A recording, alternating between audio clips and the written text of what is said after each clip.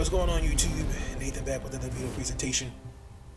Hope everyone had a great week. Hope everybody's staying safe. I am back. I apologize for my absence. But before we get into the video, there's a few things I need to say up front.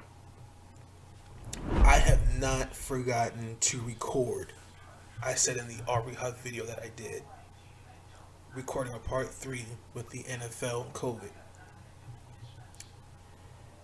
Right now, that video is on hold because I want to see how the rest of this week coming up for football is going to look. But I may just go ahead and release that and just finish recording. No, excuse me, processing the rest of that video. For some background, what's also coming down the pipe. I have not forgotten, I told y'all in the Malik Beasley video, that I was going to do a reflection video. Just giving my overall thoughts of the year 2020 and what to expect for next year 2021. Also, if there's anybody that knows sport podcasts or is looking for one to join, please hit me up. My email is in my about on my YouTube page. I believe my YouTube page in the description below for y'all to see. I am going to record after this video Kevin Samuels in the aftermath on his show, basically talking to a African American single mother, and she's looking for dating advice. And everyone, I heard both sides, and I really wanted to take, I know it's been a week, I know I'm late to the party, but I really wanted to sit back and really digest, go back, look at my notes, and make sure what I'm going to say in that video is clear and precise. But let's get into the video. As you see the title of this video, you know, I love basketball. I wish I could play basketball again if I could.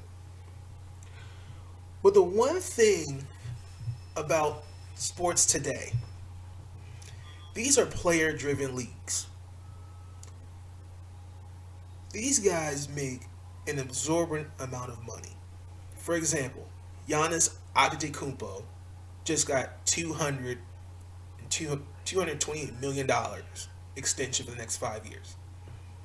I'm telling you guys right now, I'm in the wrong profession. But when if you are a GM or an owner, okay, and you're giving these guys money like that, football, basketball, don't matter. If you're giving these guys these kind of contracts, there comes a level of expectation, particularly you as a star player. We're going to expect you to help deliver a championship to this city, this team. Now, we know in order to build a championship team, you need pieces. When you look at, for example, the Milwaukee Bucks, Giannis got the contract, he deserved it. But last time I checked, in order to win a championship, it's a team game. Now, even though that they added Drew Holiday, still Chris Middleton, I'm going to see how the Bucks look. I'm really going to pay attention to Mike Budenholzer. When you look at a team like the Brooklyn Nets, if you remember back, I want to say it was 2014, when they tried to put their eggs in one basket and acquired an aging Paul Pierce and a Kevin Garnett. And on top of that, you gave Darren Williams $98 million to be exact, Brook Lopez. And that team's sunk. But when you build a team, excuse me,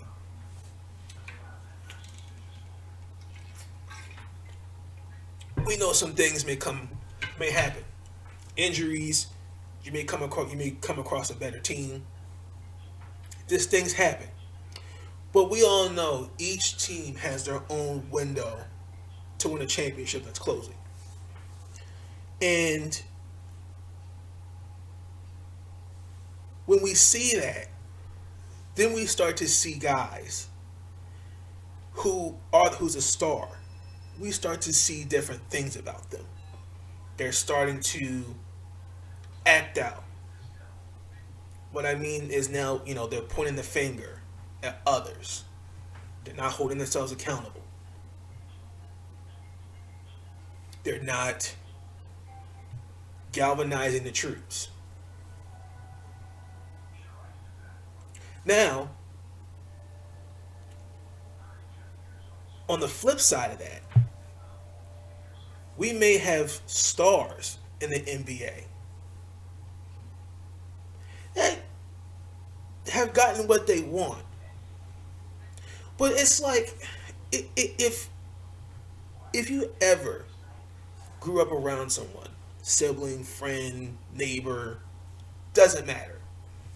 If you grew up around somebody that was very, very spoiled, very just spoiled rotten, they think they can just do anything to get their way, no matter what. Cry, scream, temper, all of that. No matter what they're doing, they're going to find a way to get attention, and attention for all the wrong reasons. This is what being a star, whether in basketball, football, baseball, don't matter. This is what a star may do.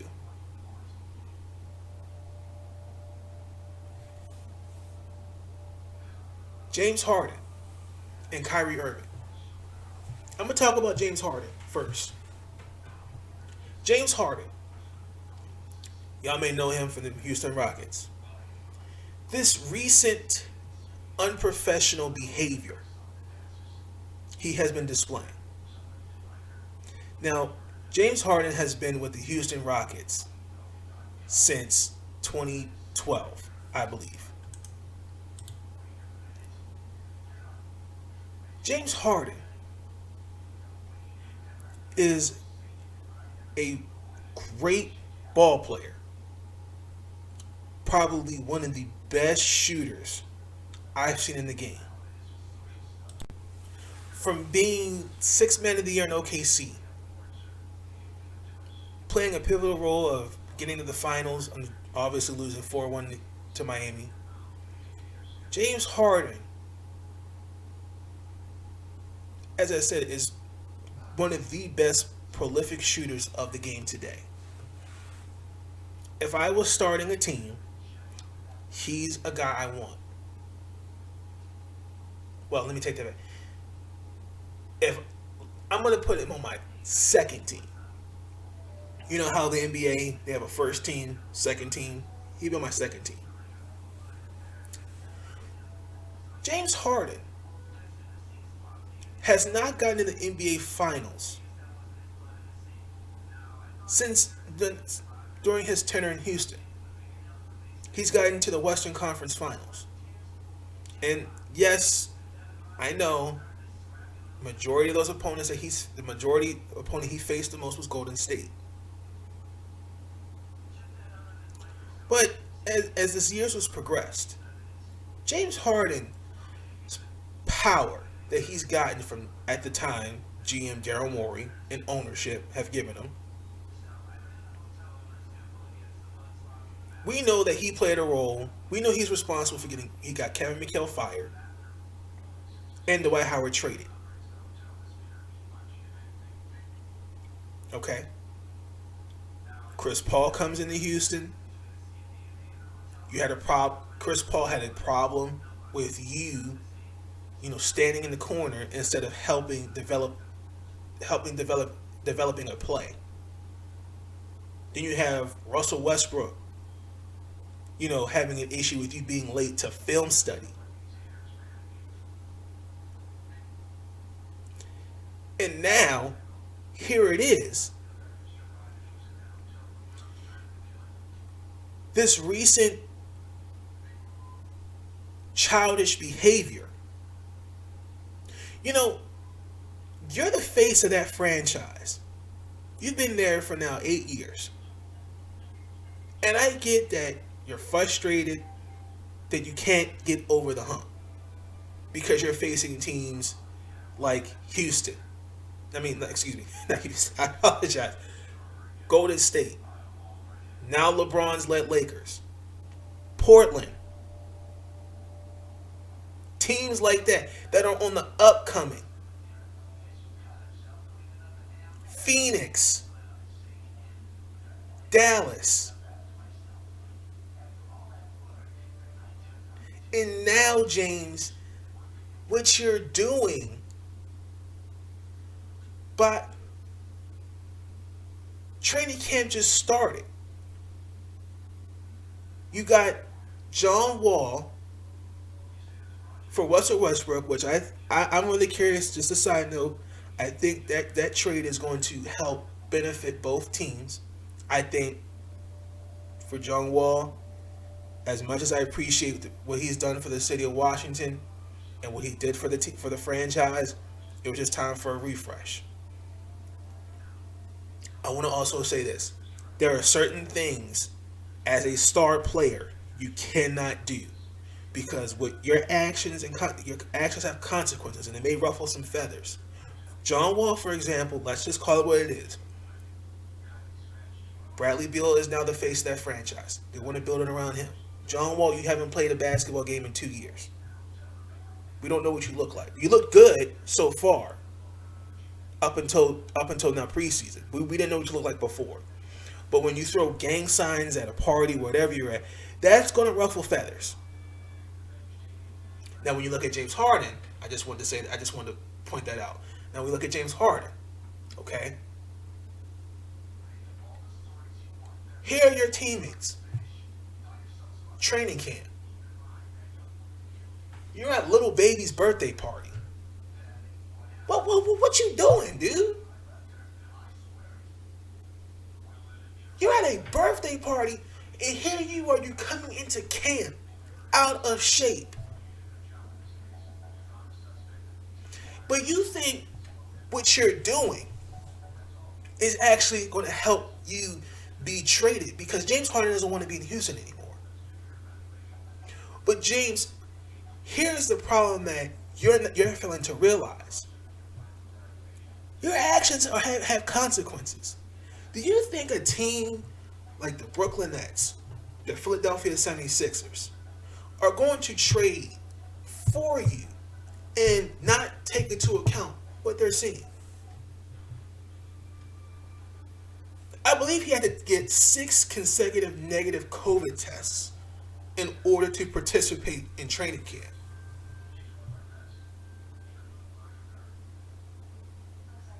As I said, you look at him, he's out of shape, basketball shape. But yet, you want out of Houston. I get you're frustrated. But I'm going to say this to James Harden. You will never win a championship. You are a one-dimensional ball player. That ISO ball, it don't work. It does not work. It just doesn't. You're a very good offensive player. You had some defensive moments in the bubble? Great. Absolutely. I saw tremendous Game 7 with Oklahoma City. I saw it. But you're one-dimensional.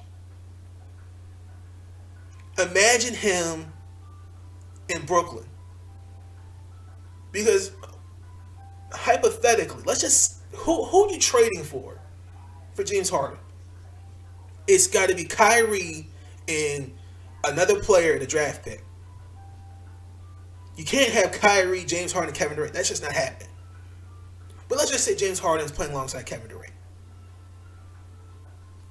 James Harden's style of play and Kevin Durant style of play, that ain't gonna work. The same way you saw it with Russ, you saw it with CP3. James Harden's a better shooter than Russ. I thought a guy like Chris Paul, who we all know is a playmaker, would have helped James. But this type of selfishness that he's portraying now, it's only hurting his trade value. It's only hurting his value. So now we have to look at, well, because we know he's not going to be, we know the Rockets championship window has closed. We know that. Morey's gone. D'Antoni's now an assistant coach. Westbrook's gone. You have teammates like PJ Tucker and others calling you out. And again, side note, I'm very disappointed that these guys that were in the bubble with him last year are not calling out this behavior, what they're seeing now. And listen, regardless of what happens if James Harden is traded, the Houston Rockets will be just fine without James Harden. They will be just fine.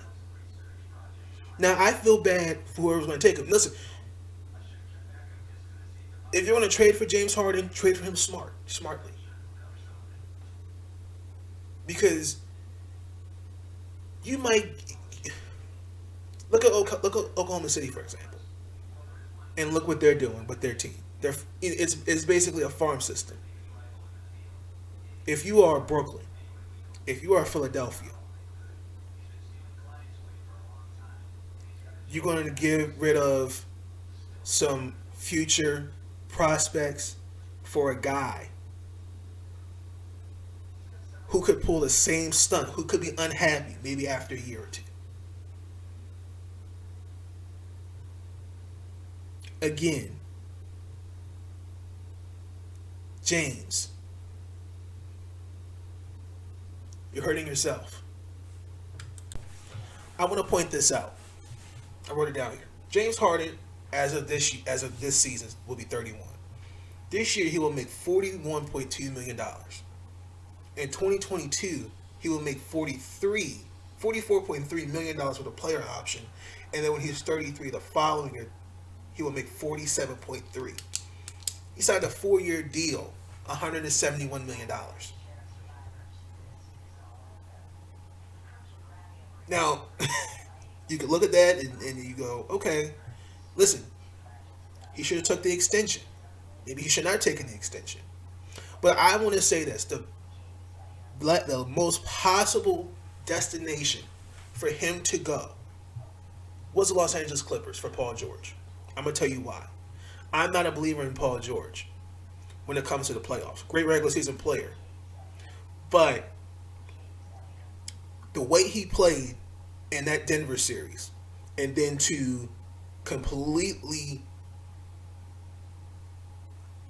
shed blame and point the finger at Doc Rivers, where you say he wanted you to be a J.J. Redick or Ray Allen. But here you were on social media, along with Patrick Beverly, Marcus Morris, dissing Damian Lillard about missing free throws. But where were you at? That was James Harden's best possible scenario of to be traded to was Los Angeles.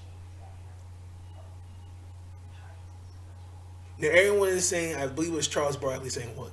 Brooklyn needs to take that trade down. No, I'm not doing it. I'm looking at Brooklyn. Brooklyn has a plethora of talent. And oh, by the way, they were in the bubble without Kyrie and KD. James Harden goes there, it's a wrap. Now, when I'm saying it's a wrap, they're not going to make the playoffs, but that chemistry, no. Kiss that goodbye. So, James Harden, you have two options. Really, if I'm the Houston Rockets, I'm saying, no, I'm not trading you. I paying you $171 million. Get your ass out there and get me to the promised land and carry this team. Listen, I've given you the keys to this franchise. What's the problem? James Harden has gotten way too much power and has now abused it. And now he's unhappy. So what is he going to do? He's going to go the selfish route and finally do little antics to try to get out of Houston. As I stated. And look what that's going to do. That's going to hurt his trade value. Because the advice is free to all the NBA GMs. You ain't got to pay me for this. The advice is free. I'm just giving it to y'all. Y'all want a guy like that on your team? Even though he's the most prolific shooter we've seen in this generation, this era of basketball, what he's doing right now, how do you think others are in the locker room going to feel about that? That's their locker room leader. He's at a rapper's birthday party while the other teammates were at training camp. What does that say? James Harden, get in the basketball shape, get your ass out there on the court, and help the Rockets get to the playoffs and hopefully win a championship this year. Stop bitching. Stop trying to find little ways to get out of Houston because you really don't have leverage. You really don't. Because what you're doing is unprofessional. When you have teammates like Russell Westbrook, Chris Paul, and others calling your behavior out and you don't have an issue with it, something's wrong with you. Get it together. Okay. That's all I'm going to say with James Harden. If I'm the Rockets, I'm not trading him. Because the Rockets are going to, the way I'm telling you right now, the Rockets are setting this up for failure.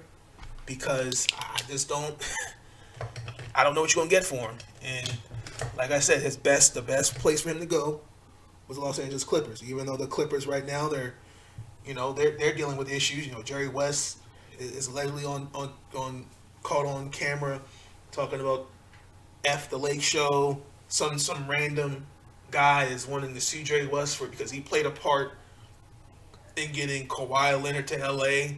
Then you got apparently, the Clippers, handing out bribes or whatever to get Kawhi and Paul George to come, which is illegal in the NBA.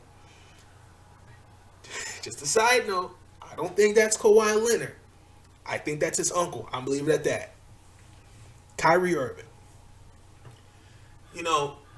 K.I. love Kyrie Irving. Love him as a basketball player. Best handles I've seen. If there was somebody I could count on that I know can, I would say Kyrie Irving is an all-star. I'm a fan of Kyrie, as I said, fan of Kyrie.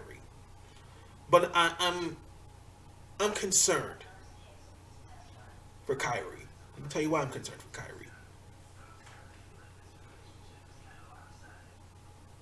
When you see this behavior, and I'm going to reference a video I did back in June,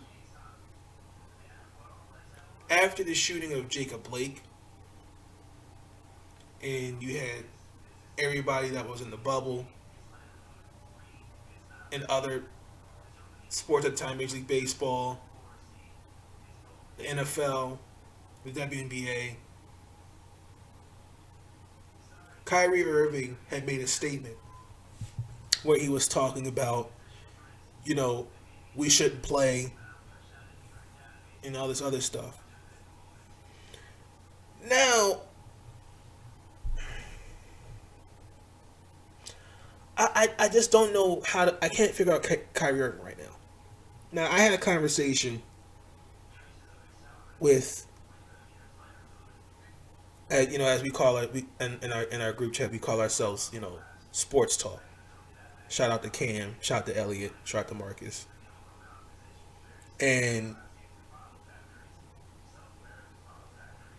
Cam has no problem with this. He's saying, listen, you don't want to talk to the media? That's fine. I'm here to tell you, Kyrie, what you're doing is like what James is doing.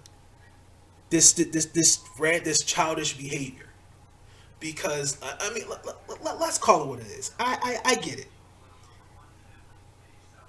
You've been bitter since since you won the championship in Cleveland with LeBron. You didn't want to share the limelight with LeBron. You wanted to be the man. You wanted your own team. They traded you to Boston, and we saw how that didn't work. They got to a game 7 without you, and you weren't satisfied. Now you're in Brooklyn. Now you're going, well, we need more pieces. We need this. We need this. Mind you, they got into the bubble without you this season. I think this was last year when he was in Brooklyn. But here it is now. You're blaming the media for every little thing that you're doing. When you continuously have LeBron's name in your mouth, you keep bringing up, he wasn't. It just didn't. You just didn't click with him. You keep taking these shots at him. If I can count him, I can count on KD to be more reliable than LeBron. What's that about? That's not the media. That's you. Because, again, you didn't want to share the limelight with LeBron. You wanted your own team. You want to be the man. This is the price you pay. That's the way it works. Plain and simple. Now, I don't know what it is, but it seemed like ever since you messed with Kalani and that model, you just been. I don't know that they put a spell on you, or any of these other women that you mess around with. I don't know what one of them did something to you. Do you need some water thrown in your face? Do you need to be smacked? I'm not saying realistically, just saying hypothetically. Do you need to be smacked in the face? You need smelling salts. Wake up and smell the coffee, Kyrie. Because at the end of the day, listen, you want to continuously run your mouth about the media, take shots at the media, and all this other stuff. We want to see how you look on this court now that you have Steve Nash as your coach. Because you and KD vouch for him, so you want it. We're going to be looking at you more than KD. We all know KD is going to be all right coming off that Achilles injury. We know he's going to be all right. But I'm going to be looking at Kyrie Irving because all these things he's saying about the media. And I understand to a certain extent there's certain things you shouldn't trust. You can't take the media at its face value. You can't. And that's not just with sports. That's with politics. That's with anything. You can't take the media at face value. But for you to continuously put blame on the media and all these things that you're saying, but where's it coming from? It's coming from you. You're not holding yourself accountable, Kyrie, because the things that you're saying when you take shots at LeBron, when you're unhappy about this, when you're unhappy about that, who are you venting to? You're venting to the media. Listen, if there are questions asked particularly about the game, hey, Kyrie, in this first half, you did really well. You shot 8 of 12 from the field, along with 4 straight threes. But the second half, you went 1 for 11 and only made 2 threes. Kyrie, what happened? What happened in the second half? As opposed to, Kyrie, I heard in this, how do you explain this, blah, blah, blah. Because some reporters do that. Why? Because it gets in the news, Kyrie. Now I'm going to tell you what, I want to say, I blame Shaquille O'Neal for this. I do. I'm going to tell you why I blame Shaq. Because I was watching, it was a segment on Inside the NBA, excuse me.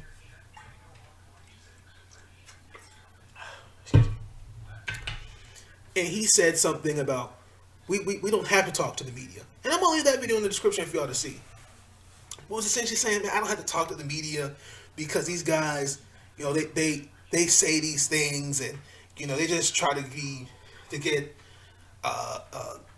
to be on the same level, like to be first tier. Or all basically was saying, reporters just saying anything to get attention. Example: Brian Windhorst, Stephen A. Smith, plethora. Rob Parker, plethora of another more example. Skip Bayless. But he said a guy like Ernie Johnson, because he said, because I know you're not going to disrespect me or criticize me. Listen, we can criticize your game if you just like James Harden, you getting paid $171 million and you playing like garbage or what you're doing right now. We gonna call that out. If you're Paul George and you ain't showing up in the bubble and you just got this contract extension, we gonna call you out. If you Joel Embiid and his big behind had he had 0 points and 13 rebounds, we gonna call that out. Because we were all saying with Joel Embiid, he's one of the best big men in the game. Joel Embiid is not in shape. He's injury prone. Ben Simmons. Where's the jump shot at? Giannis Antetokounmpo. Where's his mid range? Where's his jump shot at? We can criticize those things. We can do that. But we have to be careful of getting on a personal level. I understand that. Reporters do that. No doubt about that. But Kyrie Irving, do me a favor. Be careful what you say in the media.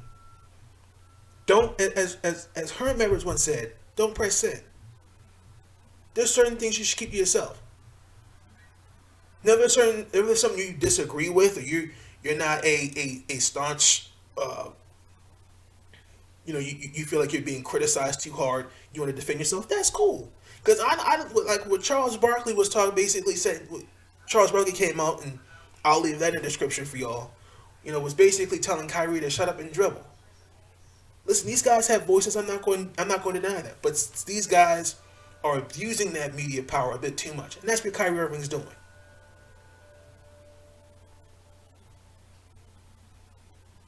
You don't want to talk to the media? That's your choice. But be prepared to see a negative balance in your account. Because if I'm Brooklyn from the NBA, take some money away.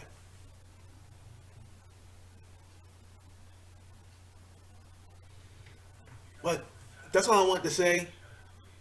I want to get that off my chest. I want to give a shout out to Cam and Elliot, Marcus, for getting me on this topic, particularly with James Harden, because as much as I am a fan of James Harden and Kyrie Irving, particularly James Harden, what he's doing is unprofessional and it's disgusting. Because if you're the Houston Rockets, you go, damn, this is the guy we gave $171 million to the keys to the franchise for. Mike D'Antoni, as much as I want to say, Mike D'Antoni should have put his foot down with coaching James. He should not have given him that much power in the offense. But I'm leaving it at that. Be on the lookout for this video on Kevin Samuels and the aftermath of that confrontation with that African-American woman. As I said, I'm going to leave those articles in the description for y'all to see regarding James Harden and Kyrie Irving. Going to be a couple of videos in that too, so be on the lookout for that video. So these videos will premiere, if not by the time this video has been, after it's done, as I'm done recording this video, it'll either be premiered sometime tomorrow, mid to late Saturday evening. So with that being said, I'm out. Peace. Stay up.